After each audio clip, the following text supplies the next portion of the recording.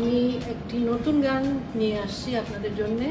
গানটি হচ্ছে একটু নতুন আঙ্গিকে বাংলা গজল। দেশের সঙ্গীতাঙ্গনের দুই তারকা রুনা লায়লা ও বাপ্পা মজুমদার এবার নতুন চমক নিয়ে আসছেন।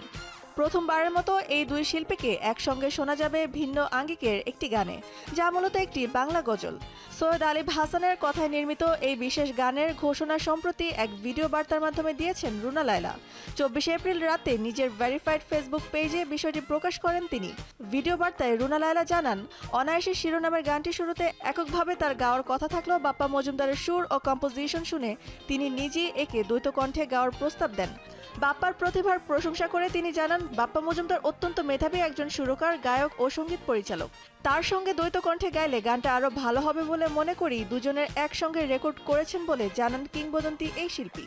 জানা গেছে, প্রায় 1 বছর আগে বাপ্পা মজুমদারের বনানী স্টুডিওতে গানটির রেকর্ডিং সম্পূর্ণ হয়।